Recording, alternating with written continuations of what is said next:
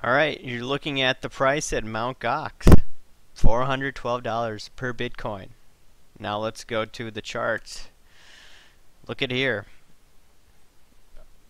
In December, early December, late November, I was doing videos saying that, you know what, these moves did not make sense. Going all the way from like 200, the Kaiser pump, all the way to 1240, right? It went more than the price of gold.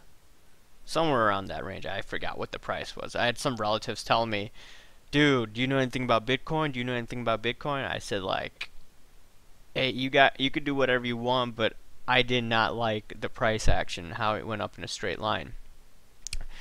And now we're close to $400 per Bitcoin. Unfortunately, for those who are Bitcoin enthusiasts. And yes, I am bearish on Bitcoin. However, like I've stated before, if you look at the initial Kaiser pump here before, what is it called? Sometime in March, right? Remember what happened in March? You had the Cypress bail-in, so you saw a steady move to the upside. Kaiser went on the Alex Jones show, and I think part of the reason why you got that initial spike up was because Max Kaiser was saying that, hey, it could go to 1 million, right? He wasn't the only one promoting Bitcoins, but he was a big proponent of it. And then we saw the price go down, and then all of a sudden, November, he went on the BBC. You also had Chinese and other Asian demand. Made it go from 200 to 1200.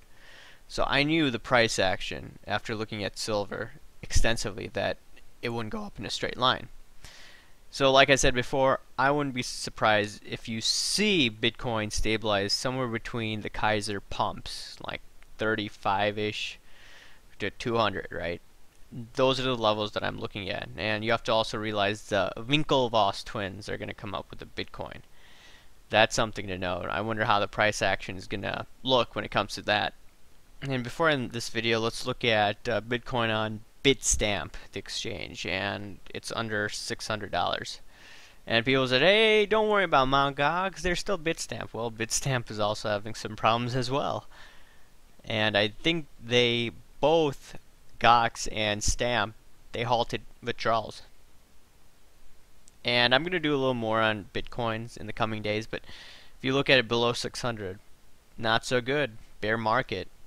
It's gone down it's close to 50% from the highs on the Bitstamp exchange. So those are my thoughts, guys. So that's why I always say to people, if it's just spiking up like that, always be wary of it. I've learned from experience, and what I want to do through my channel is try to warn people from getting into some of these markets at higher valuations or at higher prices than where they should be.